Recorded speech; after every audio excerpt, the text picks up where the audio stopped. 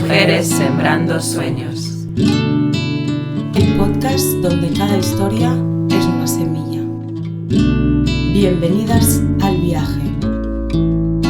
Presentado por Ludi Adelino.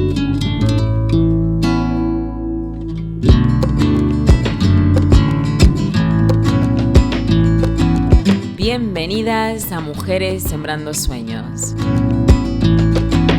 En el capítulo de hoy vamos a conocer a Ana Venerando, una baterista, percusionista y creadora de Musicarte Kids, un proyecto de educación infantil que une la enseñanza de la música con la concienciación ambiental a través del reciclaje en Río de Janeiro.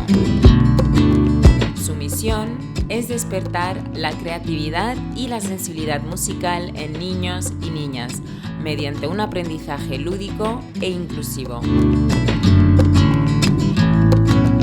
El programa fomenta el desarrollo integral infantil y tiene como objetivo crear un espacio interactivo que inspire a una nueva generación comprometida con el arte y la preservación del planeta. Conozcamos su historia. Primeiro, obrigada por nos abrir a porta da sua casa, por nos receber e para ceder para fazer essa entrevista. Eu que agradeço também a oportunidade de poder falar com vocês um pouco sobre o meu projeto e um pouco da minha história. Estou encantada de te conhecer também pessoalmente, essa energia. Então é isso o que eu posso começar a contar para você.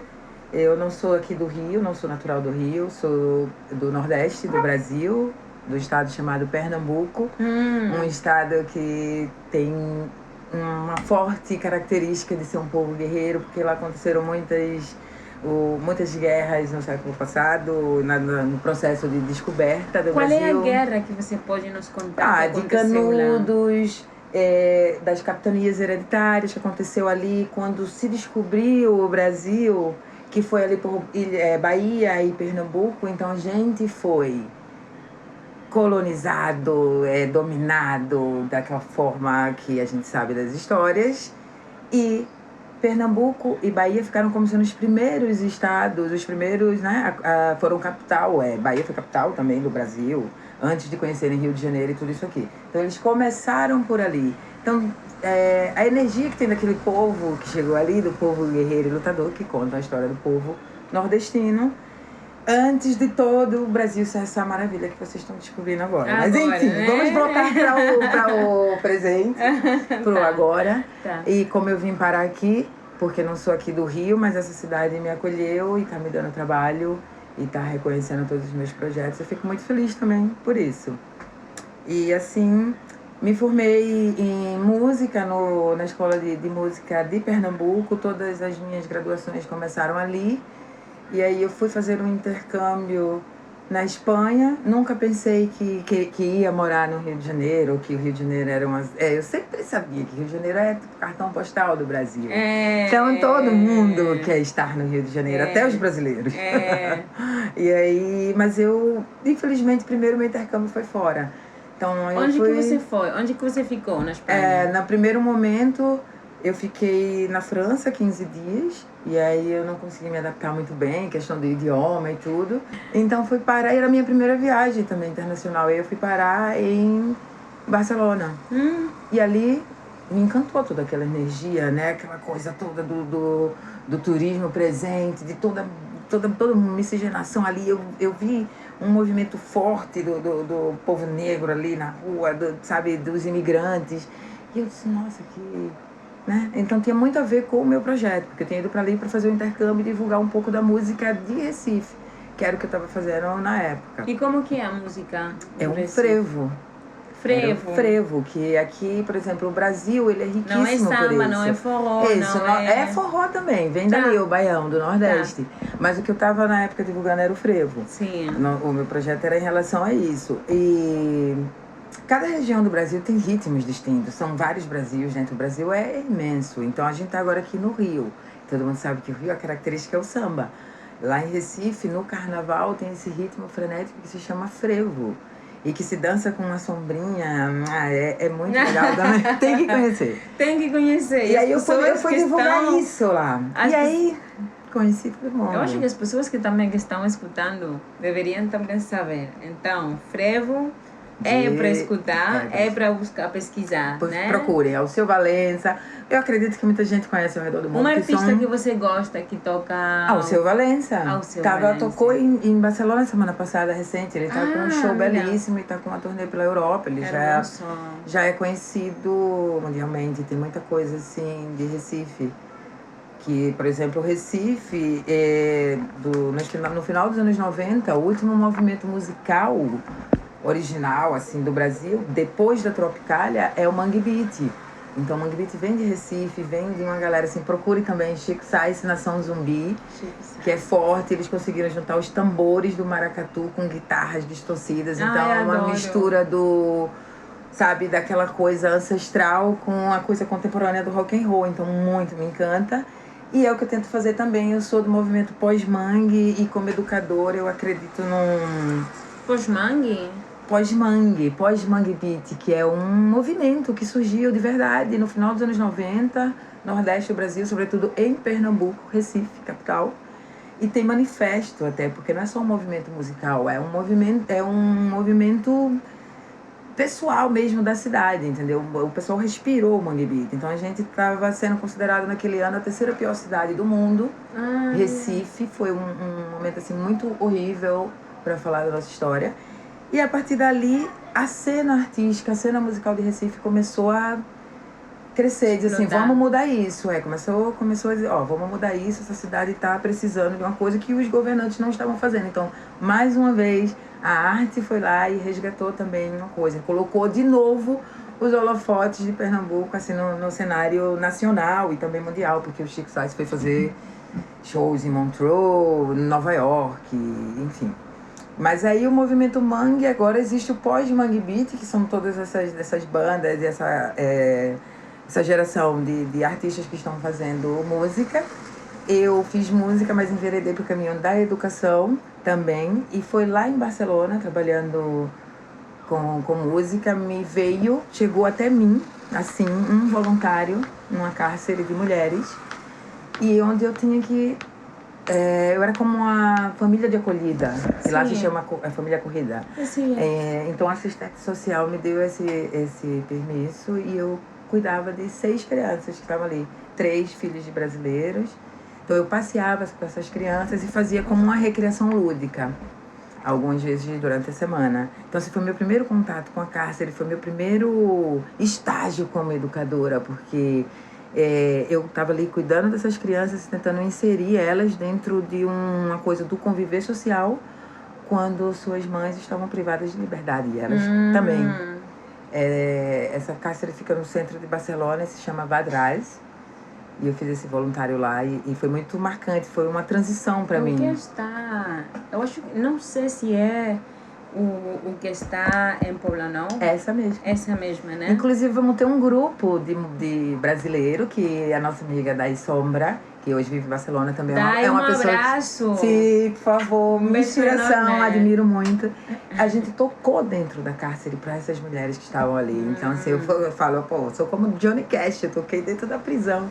E foi muito bacana, assim, fazer esse trabalho para esse trabalho social também. Ali começou um divisor para mim em relação à educação, porque quando eu estava com essas crianças, por eu já estar como imigrante numa cidade, era difícil o trabalho, e eu estava fazendo aquilo de forma voluntária, eu queria fazer música com eles, eu queria fazer uma coisa lúdica e eu não tinha recurso. E eu fico até emocionada por isso. E aí eu comecei a reutilizar as coisas que eu tinha em casa. Garrafa, eu colocava pedrinhas e eu levava eles comigo nos parques, a gente catava as sementes, a gente enchia com pedrinha. Então aquilo para mim já começava um processo de ludicidade. Já começava a partir dali, onde eu inseria a criança, aproximava mais eles da natureza, desse contato com o meio ambiente, desse respeito. Então eu ensinava a questão do reuso criativo, o que tu vai fazer com o teu lixo. É uma forma também de transformar as emoções. Sim. As emoções reprimidas. É uma forma... o arte tem esse poder, tem essa possibilidade de chegar onde as pessoas não podemos chegar, onde as nossas palavras, até que isso sobram, não pode chegar. Mas o arte tem uma outra forma de chegar, de transpassar coisas que eram intranspasável, né? Exatamente. Então, é nesse ponto, porque por isso que me vejo agora emociona. quando você fala isso. Sim, por isso que me emociona muito, porque assim, as meninas que estavam naquele momento ali comigo, eu estava no outro lado do mundo, não tinha família, mas eu estava na missão, eu disse assim, cara, eu vou concluir isso aqui, porque isso vai ser de alguma forma uma transição para minha vida. E eu fiquei o tempo que foi necessário, e aí quando eu volto para o Brasil, em pandemia, tudo fechado. Eu voltei de Barcelona na pandemia. Isso começou em 2016. Eu vivi esse momento lá, essa coisa que eu digo que foi onde surgiu o Musicart, que é o meu projeto que eu vou falar agora. E o Musicart surgiu a partir dessa coisa aí, dessa dificuldade que eu tive de poder cuidar dessas crianças. Surgiu a partir dali. Então eu aprendi a reutilizar. Eu aprendi a minha criatividade com... Você era mãe nesse momento? Já era mãe. Minha filha estava aqui no Brasil com meus pais e eu fiquei esses 4 anos. A gente se falava com os recursos da internet, chamada de vídeo e tal, mas ela ficou esse tempo com os avós. Então já tinha também essa outra coisa. Eu precisava ocupar meu tempo e minha questão de estar perto com as crianças e tudo, porque eu tinha essa carência de estar longe da minha família. Minha filha com meus pais. Sabia que ela estava bem, claro, mas, né, você vai ali fazer seu trabalho. Você não pode evitar se preocupar, né? Esse intercâmbio era de 3 anos, aí eu fiquei um pouquinho mais, mas enfim, concluí.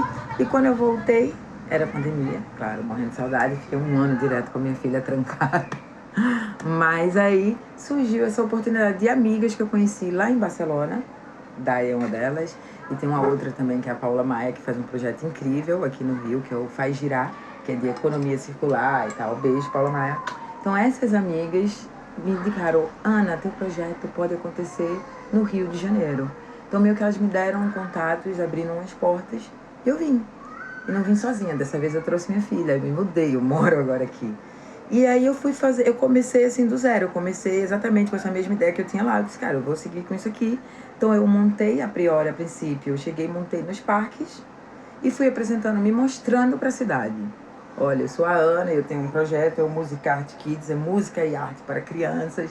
Eu ia fazendo e ali fui distribuindo uns cartões para os pais que chegavam. E aí uma diretora de escola viu, me contratou para ser professora de música, outros pais me chamaram para aula particular, alguém viu e me chamou para fazer um museu, depois eu... E eu fui ficando, agora vai fazer 3 anos que eu tô aqui no Rio, e aí eu tô bem feliz porque meu projeto tá sendo reconhecido e acabei de ganhar um prêmio, eu sou cria do Brasil. Tô bem feliz. E é sobre isso, é um prêmio de educação, parabéns, de música, arte e sustentabilidade. Só um momentinho, tá? Eu acho que quando uma pessoa ganha um prêmio, são os baby steps que a gente temos que celebrar. Sim. Porque as pessoas que estão fazendo um empreendimento, sobretudo quando você é mulher, né? E fazendo um empreendimento, não é muito fácil parar e respirar, ou parar e falar, nossa, eu fiz toda essa ruta e agora estou aqui. Olha o que eu evolucionei, olha o que eu avancei, tá? Então, porque a gente estamos num modo... Sim, parece que assim, né? Parece que eu contei assim, é simples o caminho, não, gente. Então... Por isso que eu me emociono também quando falo, porque tem os... Né? Sempre tem a pedra no caminho, sempre tem essa coisa da gente mesmo acabar se auto-sabotando com as dificuldades. E por ser mãe solo, por ser mulher, sabe, de várias situações, ou por ser imigrante num país desconhecido, ilegal que seja. Então é muito... Não é tão simples, então, por trás. Eu só tentei resumir, mas... É por isso, não é que somente você está fazendo um projeto, tem uma equipe que está com você e que não. Tem equipe, você é mãe, solo, é tudo solteira, está fazendo um projeto sozinha também. Mas nunca é sozinha, avançando. né, Ludi? Nunca é sozinha, porque a gente tem uma rede de apoio quando a gente se conecta com as pessoas. E isso sem é muito importante. essa rede, eu acho que as pessoas não avançaríamos tanto. Precisamos dessas redes, precisamos dessas alianças, precisamos dessas colaborações, para poder fazer as coisas que a gente queremos fazer, que é cumprir nossos sonhos, que a finalidade sempre é para somar a sociedade onde a gente estamos morando, onde a gente estamos vivendo, para fazer do mundo um mundo melhor, né? Claro, ao menos que temos deixar muitas pessoas com o impactozinho ali, mesmo né? sonho. Isso. Tem vários ecos pelo mundo e eu fui descobrindo isso também. E aqui nessa cidade, ter essa rede de apoio, de pessoas que criaram um vínculo a partir do meu trabalho, foi bem gratificante. Mas a jornada ainda continua, tem muito que avançar, né? Porque eu vejo que é um projeto que pode causar um impacto muito bacana. E quanto mais crianças e pais, inclusive, porque o trabalho não é só para as crianças. Esse trabalho que eu faço é um trabalho que envolve toda a sociedade e principalmente os responsáveis. Eu espero que isso possa alcançar o maior número possível, sabe? Então a minha ideia é seguir com Musicarte cada vez mais direcionado para eu poder fazer que alcance o maior número de pessoas, de crianças sobretudo. Claro. Sim. É bom. Sim, é muito bom. E... Não, pode continuar, pode. Por favor. Não, eu só ia finalizar isso, porque quando eu faço os eventos nas praças, eu vejo que as crianças têm essa carência. Por mais que hoje em dia a gente veja que tem vários recursos de informação e de entretenimento com as telas, mas quando você busca algo orgânico e mostra isso na primeira infância, as crianças adoram. Elas adoram, então isso me encantou muito e é o que eu quero seguir fazendo. E você vai, porque já está fazendo isso aqui no Rio 3 anos, né? Agora vai fazer. Ou já fiz 3 anos. Vai fazer agora em abril. Abril vai fazer 3 anos. Sim, tenho propostas para voltar a Barcelona também com esse projeto, agora de uma forma mais estruturada, porque quando eu fiz isso lá não era Musicarte, eu era apenas a ilegal, mais legal de Barcelona, que minhas amigas diziam, olha, porque eu tinha um network assim, e fui fazendo esses contatos de gente ao redor do mundo e que eu sabia que de alguma forma tinham a ver com o meu trabalho. E eu toquei lá também, montei roda de samba, e aí fui me conectando com as pessoas, é isso. É incrível, porque quando uma pessoa quer começar para fazer algum tipo de empreendimento, tem que começar, né? Dentro para fora, não fora para dentro. E muitas vezes esse empreendimento não te vem no primeiro momento como algo lucrativo. Porque eu não tinha, por exemplo, naquele momento sabedoria para entender assim. E muitas vezes você conversa isso com as pessoas e elas dizem, tá maluco, eu não vou fazer um voluntariado porque não vai me dar dinheiro. E eu entendo também, porque são realidades distintas. Eu também naquele momento não tinha trabalho, eu estava numa necessidade assim, caramba, eu não tenho trabalho, eu estava dormindo na casa de amigos, me ajudou muito. De novo, um beijo para ela, que me abrigou por alguns dias. E eu comprei essa coisa que muitos chegaram para mim e disseram assim, isso é loucura. Você está procurando um lugar para se estabilizar em um trabalho e você vai passear crianças? Mas de alguma forma eu sabia que aquilo... Eu não sei como. Não sei, entendeu? Eu não vou te dizer como... Não sei, eu senti. Simplesmente eu senti que aquilo podia ser uma coisa bacana para minha vida. E quando eu comecei a fazer aquilo no primeiro, no segundo, no terceiro mês, eu estava muito satisfeita. E várias coisas foram acontecendo depois. Tudo foi acontecendo, aí eu comecei a trabalhar, eu comecei a ter um apartamento onde eu podia levar as crianças para lá no verão, não ficar só nos parques. Eu fui me estruturando, então meio que como que é uma sintonia também do universo. Você acreditar que você pode começar do zero. Eu digo isso para toda gente. É sonhar e realizar, porque não deixem de sonhar. Hoje, atualmente, a situação faz com que a gente desacredite na gente. Mas a gente é muito capaz, sabe? Quanto mais... Eu vou fazer isso. Amiga, quanto mais imprevisível você for, mais difícil vai ser de uma inteligência artificial te substituir. Quando uma pessoa fala a verdade, eu preciso fazer isso. Eu faço isso quando uma pessoa fala isso. O carinho do leão. Adoro. Porque sim, isso era uma das perguntas que eu tinha para você. Que como que é esse caminho, né? Porque eu sei que não é fácil.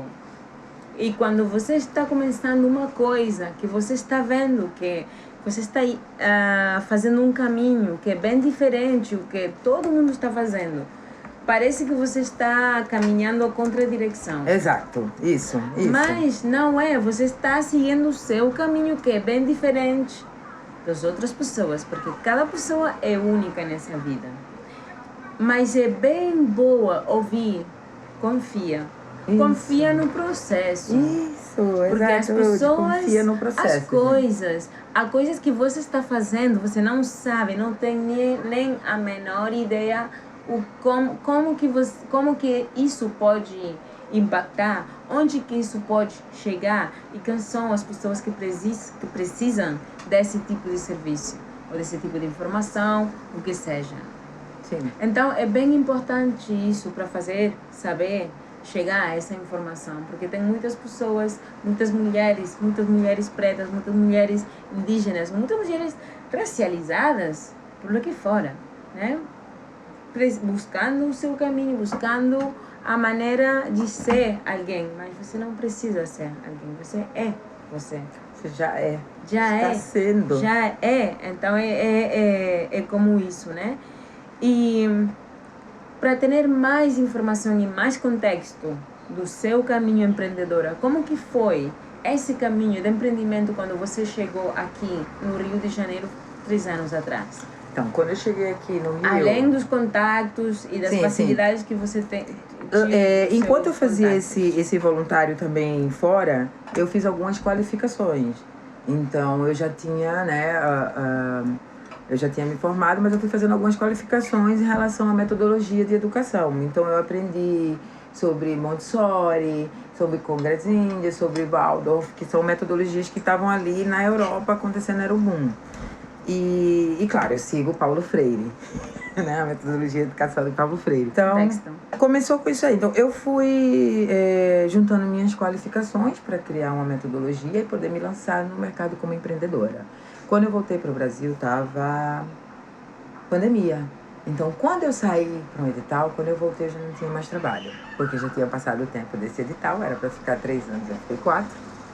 Então, quando eu voltei, eu já não tinha mais trabalho aqui. E cheguei no momento da pandemia, ou seja, ferrou tudo. Os dinheiros de euro que eu juntei lá, gastei tudo no primeiro ano, porque tive que ficar trancada dentro de uma casa e minha cabeça assim. Então, eu fui escrevendo tudo. Galera, uma dica assim, anotem todas as ideias que tiverem. Ou seja, no seu bloco de notas, ou assim, como a Ludi está fazendo, mas escrevam o que é importante. Aleatório. Eu fui fazendo aleatório para depois... Isso é um conselho bem importante. Anotar as coisas, as ideias que você vai tendo, porque você nunca sabe, né? Quando que é o momento. Sim. E estando ali, tinha que me espavilar, né? Buscar trabalho. Na casa dos seus pais, né? Quando eu voltei, fiquei vivendo ali o tempo da pandemia, na casa dos meus pais, lá em Recife. Não estava aqui no Rio.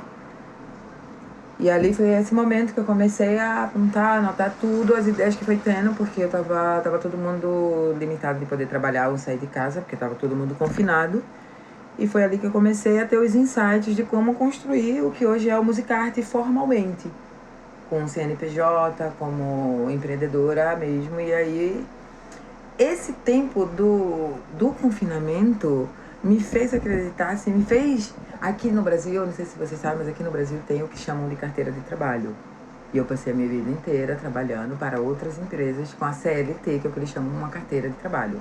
Eles assinam tua carteira e tu trabalha para essa empresa. Então eu não queria mais aquilo. E eu acredito que muita gente não quer, mas não sabe como fazer, porque é difícil. A CLT é o que te dá a segurança de que todo mês tu tem o teu salário. E se arriscar no mercado como empreendedor é você dizer, não, agora é só eu. Eu vou, ao mesmo tempo que pagar minhas contas, receber o meu próprio e me pagar meu salário. Então não é uma escolha fácil. Mas, não assim, é fácil e cria muito medo. Sim, ainda mais quando a gente tem um filho. Né? Mas assim, eu posso agradecer de verdade, porque meus pais que estavam ali como rede de apoio, minha mãe ainda era viva na época, e eles, assim, sempre me apoiaram. Então, talvez isso tenha sido um pouco, pra mim, uma vantagem. Porque eu tinha um apoio dos meus pais ali, dizendo, pô, a gente acredita nisso aí, então, beleza, vai lá, faz. Mas, ó, dinheiro não temos. Mas a gente tá aqui te dando apoio no que você precisar. E eles sempre me ajudaram com a minha filha também. Porque eu precisava sair pra tocar na noite. Eu fui fazendo várias coisas pra juntar uma grana. E aí eu consegui vir pra cá. pro Rio e foi aqui que eu formalmente tive que ser empreendedora. Porque quando eu cheguei aqui, que eu fui vendo que tinha vários trabalhos, chegou um momento que eu não podia nem mais ir para a carteira de trabalho, porque eu estava completando a minha agenda da semana. Eu fui organizando essas coisas e foi tudo feito de forma sozinha mesmo. Eu acho que a dificuldade de eu estar aqui, sozinha, com a minha filha, assim, ou é eu ou é nada. Ou então eu e ela vai passar fome. Então eu perdi a vergonha e eu ia mesmo para as praças fazer o meu trabalho, que era um pouco de uma atuação, era uma performance, né? Eu tocava um instrumento que eu mesmo construí em casa, com os recursos que eu tinha. E esse foi meu viés. Eu chegava ali na rua e montava um tapete e fazia. Fora outras coisas, né? Isso chamava a atenção das pessoas. E foi assim que eu comecei a ter renda. Então, que é isso? Esse daqui... É bem curioso. Bom, eu vou dizendo assim, isso daqui é um... Não tem nome ainda, mas vem de influência de 2 instrumentos. O berimbau, que é um instrumento de capoeira. Sim. Que se toca assim. Tem uma cabaça aqui e uma corda e é uma vara, né? Um pedaço de pau. E se toca com uma coisa e uma pedra. A marimba é parecido com o berimbau, que também é africano, e se toca assim deitado. Esse eu fiz uma tentativa de misturar os dois. Então eu peguei um pedaço de madeira, de um móvel, e coloquei aqui esticado num escorredor de salada, que também serve para fazer som. Então você pode tocar nas cordas, como uma marimba, e aqui também. Então, essas coisas eu fui criando, gente. Eu fui reutilizando o que eu tinha em casa para dar formato ao meu projeto, para eu ter o que apresentar para as crianças, porque a minha forma de trabalhar a educação, ela é mais lúdica. Então eu não me via dentro de uma sala de aula com as crianças sentadas fazendo as atividades de copiar. Então eu fui buscar recursos que pudesse de verdade fazer com que eles se interessassem por algo. Então eu tocava colher, que era uma coisa que eles tinham em casa. Eu levava isso aqui. E aí isso despertava a curiosidade. Claro. A criatividade, a criança ama isso. Seja criativo, seja atento, fique realmente brincando com eles. Então a minha metodologia, eu descobri que eu educo através do brincar. Então eu uso isso, o brincar como forma de educar.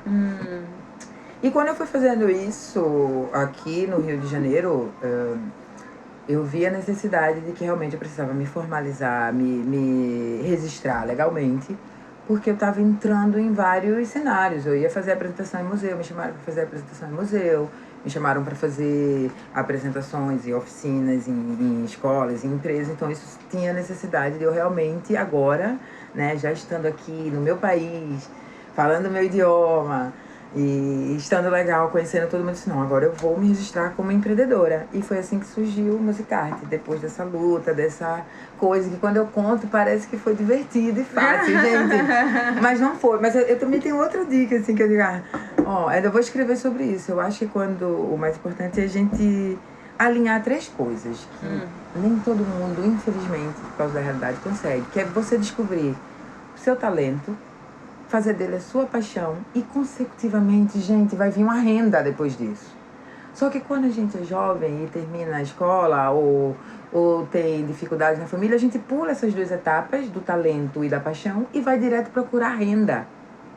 Então a gente se joga em qualquer trabalho porque é o que nos resta. Mas se você lá atrás tiver a vantagem de um apoio, porque depende muito da realidade de cada um, você conseguir juntar e descobrir o seu talento, fazer dele a sua paixão, você consegue dinheiro para pagar suas contas. Porque você vai fazer com amor, você vai fazer com verdade. Vai ter dificuldades, vai ter dias que você vai estar estressado e dizer, eu não queria ir hoje. É um esforço. Mas você vai ter muito mais resultados, porque você seguiu essa tríade, entendeu? Mas, infelizmente, todo mundo vai logo para a renda. Não tem tempo, hoje tudo é muito urgente, então as pessoas não têm tempo de se olhar e dizer, cara, eu tenho talento para isso. Tenho talento para cozinhar, então eu vou fazer da cozinha minha paixão, minha renda. Eu tenho talento para operar, cirurgiar alguém, eu tenho talento para dirigir. Porque todos nós temos talentos. Temos. E aí se você pega aquilo, às vezes, eu, por exemplo, eu tenho talento para cozinhar, mas não é minha paixão. Então eu não quero fazer dinheiro disso. Entendeu? Minha paixão é música, é tocar. Sabe? É passar isso pra criança, é contemplar a natureza. Eu adoro estar na natureza. Então, como eu vou fazer dinheiro disso? Né? Meus pais dizem, tu quer ficar no parque olhando planta, olhando árvore? Sempre tem uma forma, né? Mas como, assim, é minha ancestralidade, né? Eu gosto de estar no meio do mato, eu gosto de... Quero aproximar isso para as crianças, sabe? Por mais parques e áreas verdes nesse mundo, pelo amor de Deus. E é isso, Lud. Foi assim que eu me tornei empreendedora, através dessa necessidade mesmo é importante você se qualificar também, né? Você saber o que você está fazendo e você buscar sempre, eu vou me qualificar nisso aqui porque é o que eu quero. E vai chegar um momento que você vai ter que realmente se jogar no mercado. No mercado de trabalho, nessa sociedade, vai ter que brigar com os leões. Mas o empreendedorismo, ele é isso, né? São resultado de pessoas que acreditaram em si mesmas. E o que você acha que os meninos com que você trabalha também, além da sua filha, o que ela trazeu para você na sua vida? O fato de ser mãe? Que eu falo nesse momento sobre as crianças, sobre ser mãe. Sim, então, sobre ser mãe, sobre compartilhar o seu tempo com crianças, porque você pode ensinar muitas coisas, mas também os moleques também podem ensinar muitas coisas para os adultos, né? A todo momento, né? O Paulo Freire fala isso, que o bom educador é aquele que aprende muito mais que ensina. Porque a criança, ela é única, sabe? Não dá pra gente chegar, por exemplo, uma das coisas do projeto social do Musicarte é justamente isso. Uma situação, você pegar uma criança de classe média que cresceu com os pais, com amor, carinho, babá, vovó e tudo, e lançar ele na escola com 5 anos de idade. E outra coisa é você trazer uma criança da comunidade que vem de uma realidade fodida, não sei se pode falar isso, vem de uma realidade péssima, que às vezes sofreram abusos que eu não consigo nem falar aqui, mas que... realidades nefastas. Então, aí essas duas crianças nunca vão ter o mesmo, assim, o mesmo... Não é a mesma realidade, não é a mesma mentalidade, eu não é a mesma entendeu? forma de se relacionar com nunca a a gente vida. vai conseguir chegar para ela e fazer um trabalho educacional igual, porque elas vêm de realidades distintas. Essa outra criança sofreu muita coisa, ela vai ter outro foco. Sabe como se faz isso, né? Porque são milhões. E outra forma de perceber a vida. Exato, e é isso que eu falo. Eu foquei na primeira infância, eu trabalho com crianças até 10 anos, minha filha já tá adolescente e tá agora também me ensinando horrores. Porque eu pensava, não, a fase adolescente, eu sou uma mãe moderna, 16. Eu pensava, não, na adolescência eu vou ser super amiga da minha filha, porque sou uma mãe moderna, rock and roll, que cultural. Não. Não. A realidade é outra coisa, É outra né? coisa. Ela não quer ser, ela quer ser amiga das pessoas da idade dela. Mas tá tudo bem. O que importa é que ela confia muito em mim também. A gente se confia, se conversa. Mas eu entendo que agora, por exemplo, ela quer estar brincando, curtindo com o namorado, com as amigas da idade dela. Mãe. Normal. Então, foquei na primeira infância, que é o meu talento, é a minha paixão. Então, eu trabalho diretamente com crianças de 0 a 10 anos. Fiquei muito tempo com as crianças na creche, né? Essa coisa do pré-escolar. Então, crianças de 5 anos, ou 3, que estão, os bem pequenos da primeira infância, que estão aprendendo a falar, que estão aprendendo a caminhar. Então, eu uso a música também para os aspectos cognitivos, coordenação motora. Então, eu trabalho também nas minhas aulas gestos, movimentos, sabe? E é uma viagem, Lud, porque quando eu faço isso em escola, é a questão do social também, né? Claro. Que eu observo muito. Aqui no Rio, gente, eu trabalho para algumas famílias, né? Ricas. E trabalho também em comunidade. Eu observo muito a diferença. Quando eu trabalho de forma particular para as crianças, se eu levar um instrumento de verdade, eu levar um violão para fazer o som com eles, não vai despertar interesse, porque eles já têm isso em casa. Claro. Eu levar um teclado para tocar, eles têm piano em casa. Quando eu levo um chocalho de tampinha, eles piram. Eles adoram. Porque não conhece. Porque não conhece. E na Claro. comunidade é um trabalho ao revés. Eles querem ver o instrumento. E depois a gente faz o som do reutilizado. Mas isso é uma realidade para eles do dia a dia, tá ali. Na porta de casa eles não conseguem ver glamour nisso aqui até você chegar lá e mostrar. Olha, mas isso também tem movimento, tem som incrível. Aí eles, eu tenho muitas tampinhas. Eu disse, Na vamos minha fazer. casa, sim. E assim ele começa, sabe? E é essas diferenças que eu fui percebendo também em relação à questão de educação. Claro.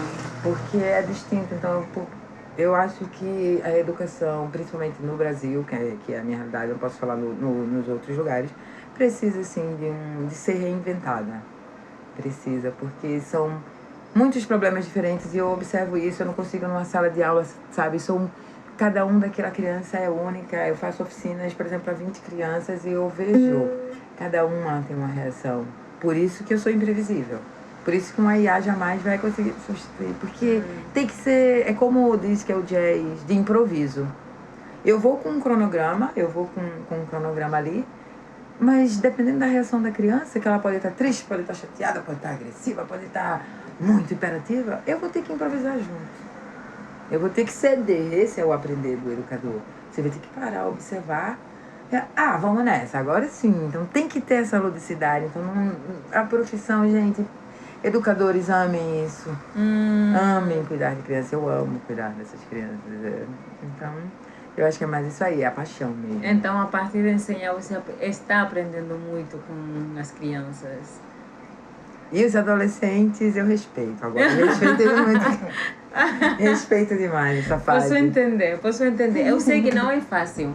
É muito diferente trabalhar com crianças, adolescentes e pessoas adultas e pessoas ainda mais adultas, né? Tem uma grande diferença. Sim. Você tem que saber qual é o coletivo que você fica melhor trabalhando. Eu me encontrei na primeira infância, mas agora, depois, como eu falei para vocês, estando aqui no Rio e participando de todos esses projetos, o Musicarte também está direcionando para novos caminhos. Então, por exemplo, eu fiz uma oficina para pessoas maiores, porque a gente estava focado na questão dos movimentos. Então, para eles, um grande ciclo, essa foi a minha primeira oficina, foi em São Paulo, já com pessoas adultas, não com crianças, era o Musicarte, mas dessa vez não Kids, que também era Kids que tinha muita criança lá, e os pais acabaram fazendo com seus filhos no colo. O meu projeto é um projeto, na verdade, de inclusão, pode vir todo mundo. Trabalho também muito com crianças autistas também, porque é justamente isso, essa questão da brincadeira. Então, você pega um instrumento para tocar e as minhas oficinas vão além da música. Porque quando você vai ali tocar, você não vai sair da minha oficina como um músico, não é isso.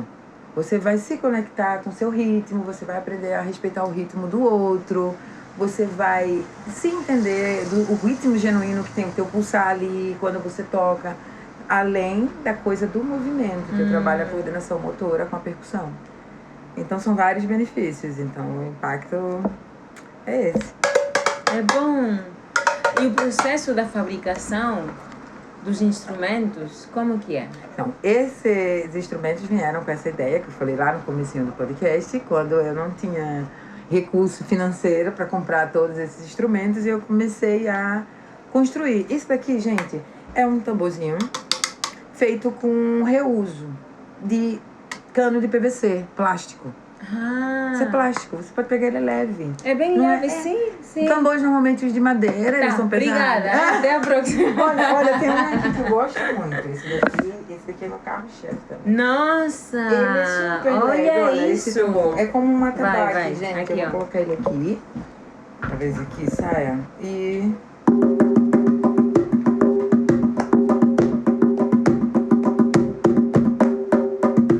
isso é um cano de PVC, é utilizado. É bem levinho. Eu cortei umas madeiras de vassoura. Coloquei aqui para ser a base. Vassoura, como se chama em espanhol? Ay, me sale abanico. Escoba, gracias. Com tantas vassoura é o línguas. lixo lá em... Basura. Isso. Pois então, é do lixo que eu faço meus instrumentos, mas assim, eu tento reutilizar muita coisa. Então aqui é umas amarrações que eu aprendi com o mestre Foguete, que é um grande percussionista também aqui do Rio. Muito obrigada, Foguete, pelos ensinamentos. Ele está sempre na Praça São Salvador aqui, e ele constrói instrumentos, e todos isso ele me disse muita coisa, e eu chego para ele e também dou ideias, e eles montam assim. Então a gente tem tambores, a gente tem cuíca, bongos, tudo feito com material reciclado. E esse chocalho das tampinhas, que eu uso muito com as crianças, porque tem um som. Então a gente brinca também, a coisa lúdica. O que te lembra? Fecha os olhos. Tem som de quê? Ah, que é barulho ou barulhão? Então, são várias coisas, né? Pode utilizar esses recursos. E chocalhos diversos. O processo é esse. Eu tento reaproveitar o meu lixo. E quando eu faço o trabalho com as crianças, eu tento que eles façam na casa deles. A mesma coisa. Eu digo assim, você traz a garrafa PET e a gente vai construir o chocalho. Você traz as tampinhas e a gente vai construir o chocalho polvo. Agora, quando é como um tambor desse aqui, esse eu faço em casa. Eu já levo ele pronto, porque ele tem uma dificuldade maior para fazer. Eu não consigo fazer ele com as crianças. Mas o processo é basicamente esse, as etapas. Eu pego o PVC, vou na construção, passo na rua, tá? Sobra. Posso levar? É um pedaço pequeno que eu não tenho ele aqui sentado já pronto. Ou também potes de plástico. Aqui, eu acho que a gente pode olhar, né? Esse eu coloquei daqui. pedrinhas dentro. Então esse pode ser um chocalho e um tambor. Mas basicamente potes assim. Sim. Então eu tiro, limpo, corto e depois ponho o couro, faço uma amarração, colo um tecido, sobra de tecido. Tudo eu vou buscando com os amigos. Tem sobrando isso, aí tem uma amiga que é costureira, aí tem uma amiga que tem fita. A gente reaproveita e reutiliza. Então essa é a ideia. Então assim, eu consigo fazer as coisas, o investimento acaba sendo menos, então os instrumentos estão aqui, eu já tenho para levar. E essa ideia veio comigo desde lá, por causa de não ter recurso. Então pode vir de uma crise financeira, grandes ideias. Exatamente. Então, gente, não fique triste quando não tiver dinheiro. Pense assim, cara, não tenho agora, mas o que eu posso fazer? E aceitar as nossas limitações também, O que eu posso né? fazer agora com as coisas que eu tenho? Exatamente. Né? Porque se eu ficasse, era tão bom se eu tivesse uma bateria pra tocar com essas crianças, era tão bom isso. Mas eu posso tocar qualquer coisa que possa produzir sonidos. Vamos tocar um copo, crianças? Agora o nosso copo vai se transformar num mini tambor. Quem quer tocar copo? E aí tá todo mundo tocando copo. Faça umas varinhas de madeira. Vamos lá no parque encontrar varetas. A gente busca os gravetos, faz a varinha, virou Um instrumento. 2 colheres também não tenho aqui, mas queria mostrar. O colherinho. Mas você pode utilizar isso. Depois em outro momento eu mostro. Tem várias coisas. Tem então várias isso coisas que a gente podemos utilizar. A criatividade também é um recurso muito importante. Então quando você tiver ideias que você achar que é absurda, que é ridícula, anote. Porque pode ser que daqui a um tempo você leia aquilo e diga, e até que isso não é ruim? Até que eu posso fazer dinheiro disso? Eu trabalhar com isso? Então foram vários insights de situações que há algum tempo atrás eu podia ler e dizer, impossível no Brasil, num Brasil pós-pandemia, pós-governo de direita, eu chegar aqui, indígena, mãe solo, né, mãe preta, irmão preto, todo mundo preto na família, e aí vem e chegar assim, você conseguir um trabalho, conseguir pagar suas contas. Então, se você falasse comigo isso quando eu cheguei aqui, na pandemia, eu não ia acreditar. Eu ia dizer, não vou conseguir. Mas, olha, então, assim, eu acho que eu consegui bastante coisa, assim. E o que você acha que foi a coisa que ajudou você a conseguir essas coisas? A confiança, a perseverança, olha, o apoio, a criatividade? E a rede de apoio é muito importante. A rede de apoio é muito importante. E, sobretudo, assim, eu não vou dizer que é tudo mérito meu. Eu tenho meu talento, eu sou leonina, eu tenho um ego. Vou dizer assim, não, a minha criatividade não para, eu fico todo o tempo mesmo. E muita coisa eu descarto, porque senão eu não paro de criar. E agora eu já sei filtrar bem. Mas eu acho que a rede de apoio é muito importante, você fazer essas conexões com as pessoas. São os portais que vão se abrir.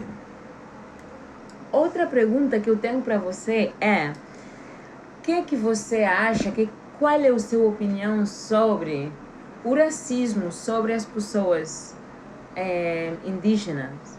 Porque você é uma mulher que se identifica como preta e indígena. Como Sim. que você olha o racismo hacia as pessoas indígenas? Sim, nossa, Ludi, a primeira palavra que eu tenho é revolta, né? O que eu sinto é revolta quando eu vejo essas situações ou quando eu passo por algo. Mas, aqui no Brasil, nós somos o país que tem a maior, né, uma miscigenação, gente. Eu vou falar da minha realidade. Eu morei fora também e eu senti na pele, junto com a nossa amiga Dai. A gente já passou num elevador, uma situação assim, terrível. Terrível. Então, assim, é revoltante o sentimento. Não era comigo e eu senti do meu lado, eu vi tudo acontecendo. Então, assim, eu tenho esse sentimento de revolta. O que aconteceu? Nesse elevador? Bom, vamos lá. A Dai dentro morava... da sua perspectiva. Dai morava num bairro ali em Barcelona, não me recordo. Em Raval? Não. Grafia. Na subida de... Eixampla. Ah, bueno, yo aquí Não, era... todos os bairros. Depois, não. Depois do recinto modernista, subindo. Qual? Sans? Carmel. Carmel, sim. Tem uma estação de metrô antes de chegar em Carmel, que tem uma praça linda que é Les Aigües, um parque. Não subindo. sei como que se Mas chama. eu vou lembrar daqui pro final bairro. do negócio. Mas é sentido Carmel, subindo pro Carmel. Mas ainda não é o Carmel, é na metade do caminho.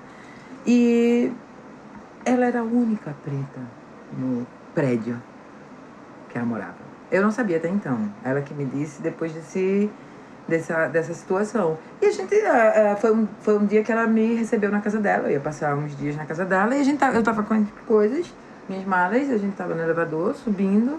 E entrou uma... Não posso nem chamar de pessoa. Entrou um ser humano lá que não tinha noção. E começou a verbalizar pra ela que ela não deveria estar ali. Assim? Porque assim? Não. No idioma. Que achou que ela não fosse entender. Sim. Não, mas... Não foi nem em espanhol. Ah? Em outro, que em idioma catalão. ela? Em catalão. Ah, em catalão? E a Dai já vivia ali há muito tempo e já deu documento. A Dai entende perfeitamente. E ela contestou em catalão para essa senhora. E o que deixou ela mais perplexa ainda. Eu adoro o povo catalão, não queria estar falando isso. Eu adoro. Eu também, eu estou com um catalão. Gente! Victor. Não, é vocês, mas assim, são as pessoas. Mas são realidades, sim, só um momentinho. Sim. Essas são realidades que acontecem. Além que eu falo, eu estou com uma pessoa catalana que eu amo e adoro e quero para toda a vida. Mas tem outras pessoas que não são como ele, que não são como a sua família, por exemplo. E tem uma mentalidade bem fechada, então é como que é, né? Mas a coisa boa é poder visibilizar essas coisas. E aí ela contestou no mesmo idioma, falando que sim, que ela tinha o direito sim de estar ali, que ela pagava igualmente, e ficaram batendo boca, mas enfim, saímos dali, ela traduziu tudo pra mim, porque eu percebi que era uma situação de racismo, e eu fiquei sem entender as palavras, assim, e ela foi traduzir pra mim, muito nervosa, mas assim, ela soube se sair na situação, porque ela já é uma preta instruída e já sabe muito bem dos direitos que ela tem, de onde ela tá. Então, porra, isso é... 100%. Entendeu? Então isso é muito importante também, gente, quando vocês sofrerem algo desse tipo, saber se posicionar, dizer, opa, pera, em que mundo nós estamos? Você não tem direito aqui no Brasil, o racismo é crime. É importante nós saber nossos... Entendeu? Nossos direitos, exatamente. Exato. Eu como, sabe, descendente indígena, minha mãe é negra, meus irmãos também. Então, assim, eu já tenho mais o perfil indígena, mas me identifico também como mulher negra. Graças aos deuses e às deusas, eu nunca passei diretamente, não senti isso diretamente. Mas muitos amigos já falaram. Já vi essa situação, me chocou muito e vejo. Quando eu vejo, isso me revolta.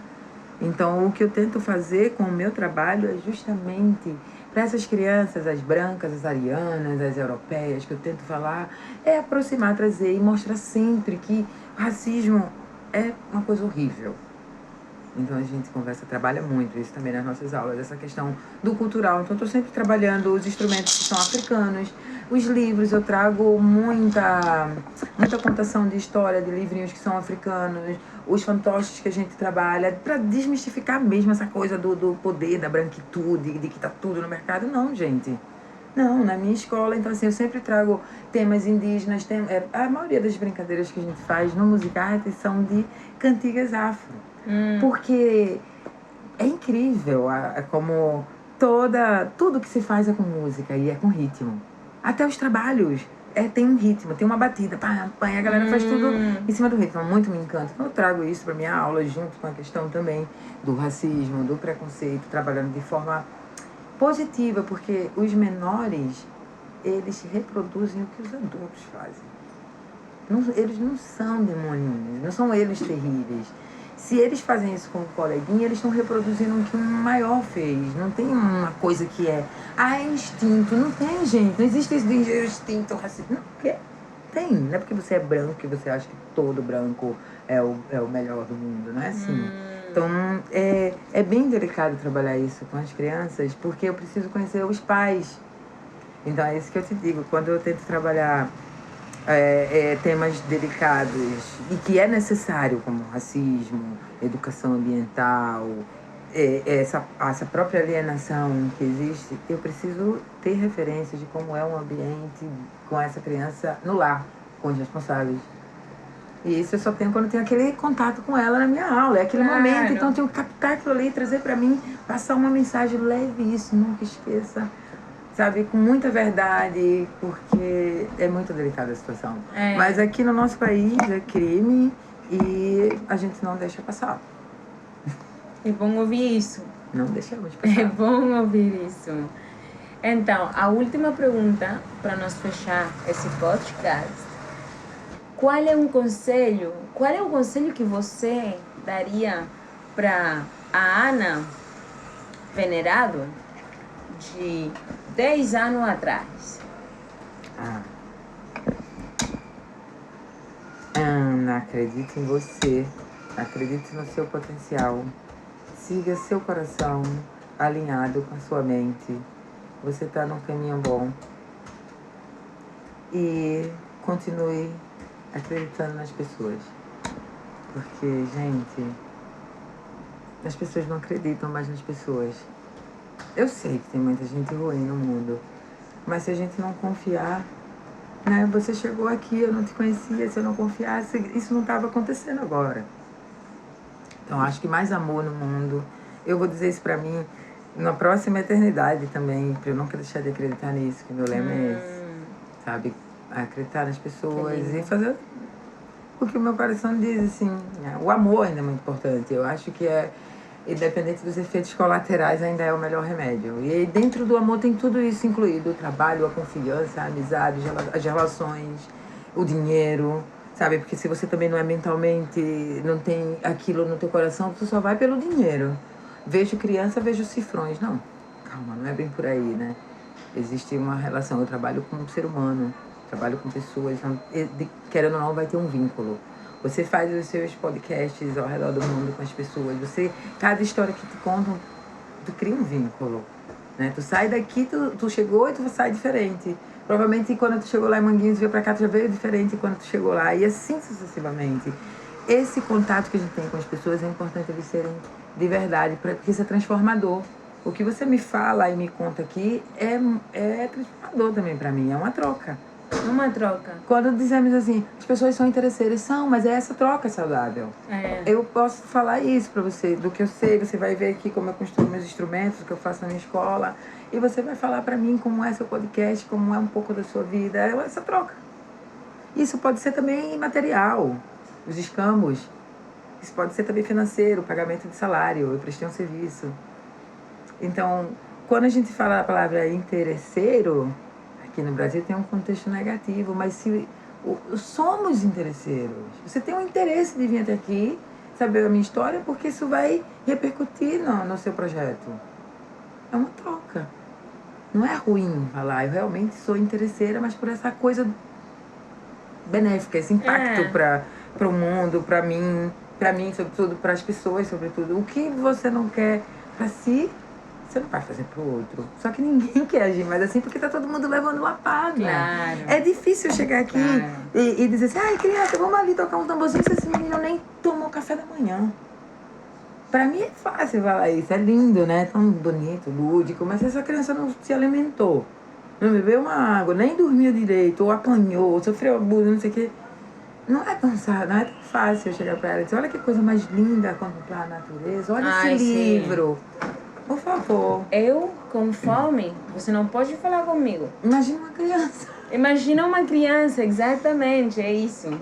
Então vamos ali comer primeiro essa troca. Vamos ali fazer um lanche. E depois a gente bate um papo, como é que tá? Já bebeu, já comeu, tá com sede? Então essas coisas assim, do se importar antes de chegar já assim, vamos lá. Não, se importa primeiro, procura saber como é que o outro tá. Sabe? E aí muitas vezes eu fiz isso com as pessoas e não teve uma troca. A gente também leva muita lapada. E até né? voltando aquilo que você falou, eu nem comentei isso, né? Esqueci, deve ter passado batido, mas assim, quando você diz mulher negra, indígena, você vê, a gente não tá nos grandes centros das coisas. Nós não temos referência de mulheres poderosas. Agora estamos tendo, né? Na luta que a gente está fazendo. Ainda ou então, falta, né? Muito. Ou a gente tem que buscar. Ainda é a Barbie, os brinquedos que tem na casa dos dois, a boneca Barbie. Ainda é referência. Então, assim, meus instrumentos eu sempre trago a temática. Eu vou lá resgatar isso aqui. E eles adoram. Eu vou resgatando isso aqui, eu trago eles para essa realidade, porque a gente não vê mulheres pretas, mulheres indígenas. E assim, até eu como indígena, eles chegam para mim e dizem assim, mas como indígena, olha, toca, não sei o que. Gente... Que toca?